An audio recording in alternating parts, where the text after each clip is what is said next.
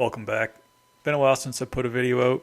The very nature of having a day job and doing this for fun on the side means sometimes life gets in the way. And so I haven't had a chance to do a lot of video editing lately. I've been working on projects, so I've got a few things in the hopper, but first time here in a while to put a video out. For this one, I'm going to do some cheese boards. This was shot back in December. These were some Christmas presents that I had built for some people. You can see on the first bit there some purpleheart. This is some cherry. I'll use some paduak as well, and then some walnut. The chaos design that I'm going to use is one that was inspired by Chris Devo. Chris is probably the best that I've seen doing it and has some really awesome stuff. I love watching Chris's videos. I'll put a link in the description. Go check him out. The design will end up being end grain. So we'll get an end grain cutting board, but with a pretty chaotic look with the 4 different woods. And you get the different colors of each popping through, which makes it look really good. To start off, breaking down from the raw lumber, got to cut everything down to size. And the sort of theory of this is you cut things down, glue them back together with random color orientations, and then repeat. The purple heart I had was super wonky. It was a complete potato chip, so having to work through here to flatten it down, smooth it out. Once I've got that done, it'll be usable. The rest of the wood was reasonably flat, so not a huge deal to get it done. A lot of people don't love the benchtop jointers just because they're small and not a whole lot of length you can work with. I found that I don't joint a ton of large material. If I'm cutting something that large and trying to make a flat edge, I'm probably using the track saw. So for me, the benchtop jointers worked out pretty well. When I'm gluing up boards like this where I'm putting a number of pieces together, I really like to use parchment paper. Find that the glue on the arms of the clamps can start to corrode them a little bit, and then you got to deal with scraping it all off. It's just kind of a pain. So I put the parchment paper down, and that just makes sure that I don't have any glue actually getting on the arms of the clamps. Works real well. The only challenge is you get a little bit of bunching at either end of the parchment paper that you got to deal with, but if you take just a second to work with it along the way, not a big deal. You can see here, as I mentioned before, gluing sheets back together of lumber, and so a mix of colors, and then I'll repeat this. I'll have a number of planks like this that I built, and you can see another one here. It's a good idea when you've sort of let the glue settle for maybe 45 minutes to an hour, when it's kind of hard but kind of soft, to come back and scrape it off. It comes off real easy at that point. I don't always remember to do it or have time to do it just because life gets in the way, but managed to do it for most of the cuts here. Once that glue's dried overnight, come back and straighten off the ends so that I've got a nice flat surface to work with. And then for these, I'm going to cut 1-inch strips and use that to put this back together.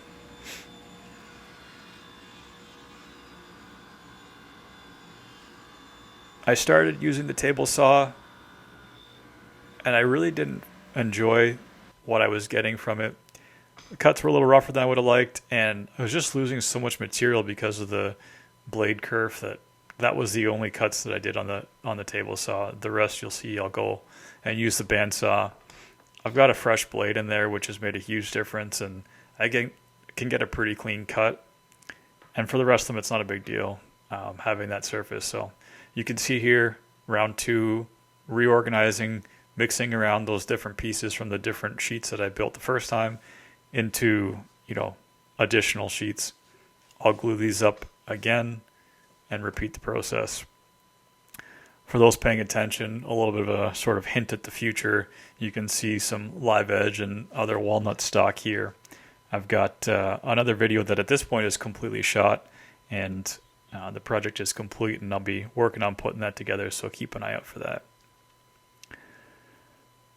Because these are for food applications and they will get wet, the best product to use is Type On 3. It's a waterproof and it's food safe. I've done cutting boards before without it that are more for, a display board than a cutting board. And if you're not using them often, it's not going to be a huge deal. But if you want them for use, you really should be using the right adhesives, and Type On 3 is a good option. With the boards all glued up, I'll run them through the planer to smooth them out. You see there a couple pieces of pine that I run through before and after, and that just helps to limit how much snipe I'm getting, because these are, boards that I don't really want to have waste coming off the end and losing material. I really want to make sure that I'm limiting how much snipe I get and how much I have to deal with that at the end. So the couple of sticks there just help to keep everything nice and flat, and they'll take the snipe, and I don't really care about them because they're just waste anyways. Once I've got them flattened out, I'll take them over to the saw and just cut the ends smooth. And then, as I mentioned before, wasn't happy with the table saw cut, so moving to the bandsaw and now changing orientation and cutting a different way. And this is sort of the key, is to continue to cut in different directions and really shake things up so that you get sort of the most variation in grain possible. And again, once you've got everything cut up, mix around all those pieces. And it's really a sort of task to go through and carefully figure out which ones you want where. Make sure that you don't have too much of one color or another stacking up around each other, so you really get that variation of color throughout.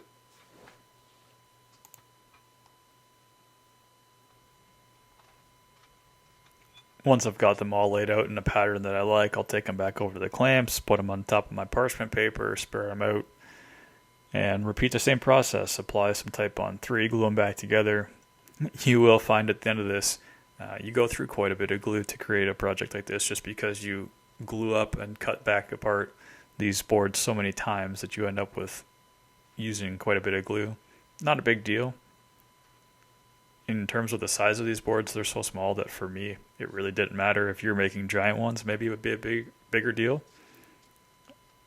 There also are ways that you can apply glue faster, but with such a small surface area that I'm trying to cover, for me, it's not a big deal to just use the glue brush and apply it that way.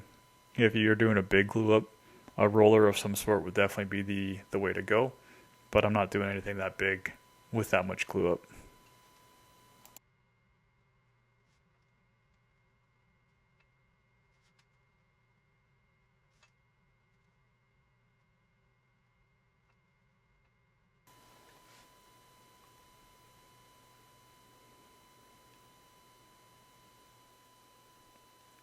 You can see this time I didn't manage to get back to the glue up to chisel off the glue before it turned hard, and so I had to put quite a bit more effort into chiseling it off.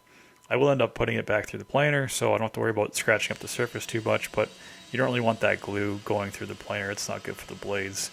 The chisel I use is my glue scraping chisel, so I don't really care. Once I've got the glue scraped off and put them through the planer, it's back to the bandsaw to cut them down into strips. This time I'm trying to match a bit with the size of the existing grain so that I'm having, a good solid chunk after. I don't want to have tiny slices of the pieces from the previous cut in the end. And so trying to follow that pretty well, and it worked out pretty decently. And then same old story, back to rearranging things in order, trying to mix up the color. And you can see the more I go through this, the more variation you get. Those first blocks were 2-3 inches wide, and now we're down to some pieces that are maybe 3/4 of an inch wide, and that's the sort of look that I was going for, so it worked out pretty well. Again, a little bit more of that glue because we haven't used enough yet already. Put this all back together.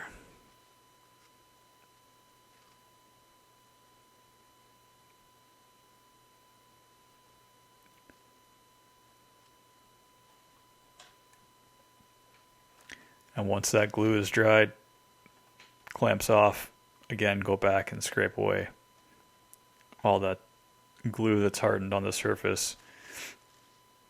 Because I wanted a really good surface there, I did not have a chance to scrape it off during the soft portion, so it is what it is.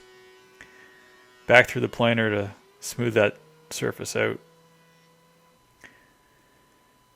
And you can see running end grain through the planer is usually not a great thing.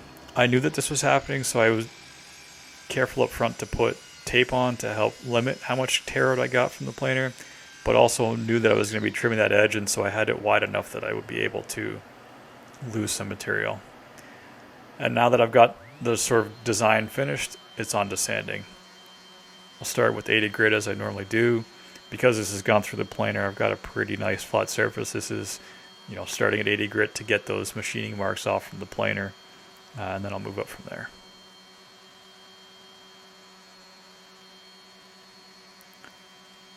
Most of you will have caught this by now if you've watched a few of my videos, but I've got a really specific process that I like to use when I'm sanding. I kind of go one direction, then the opposite direction, and then swirl one direction across the surface, swirl the other direction across the surface, and then repeat the sort of up, down, and side to side at the end. I find that just gives me a really good, consistent sanding across the entire material.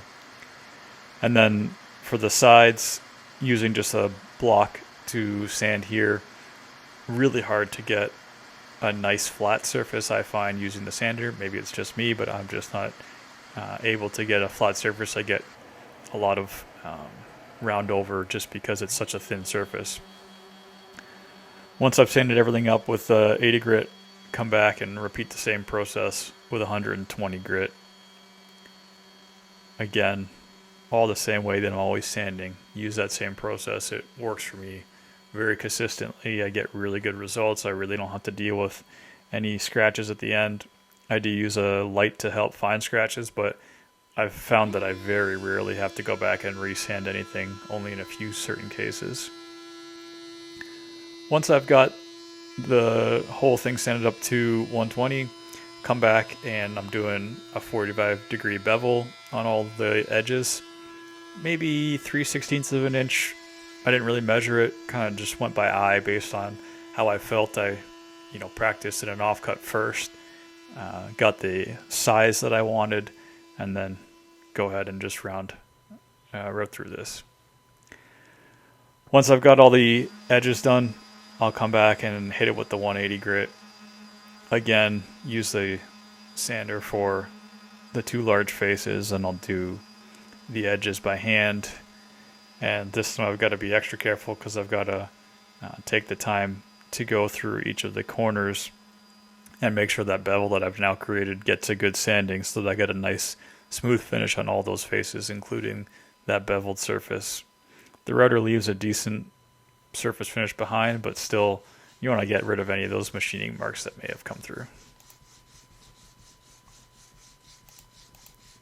I found working through this the easiest way was to put one edge of the sanding block on the table to help keep a smooth 45-degree right on that edge, and then run it along, and I was able to get a really clean surface by doing that. Because my table I'm not worried about, a little sanding never hurt. Once I've got everything done with 180, do a little bit of water pop here, so I like to spray the towel and wipe it on. I know some people like to spray directly on. Find it's inconsistent, so the towel just helps spread out that moisture. Then once that dries up to 220, in hindsight, because I've now finished this project and cleaned one of the boards a couple times, probably should have done 220 with the sander and then come back and water popped and then just give it a light sanding by hand after that. I found that I got a lot of whiskers after washing the board. So I went and hit it back then with a hand sand of 320 to smooth that out, but in hindsight, should have done it that way. I didn't film cutting the groove, I guess I missed that, but one thing that you do have to be careful of with these cheese boards is sanding in that groove and make sure you get a nice smooth finish there. You don't want anything left out.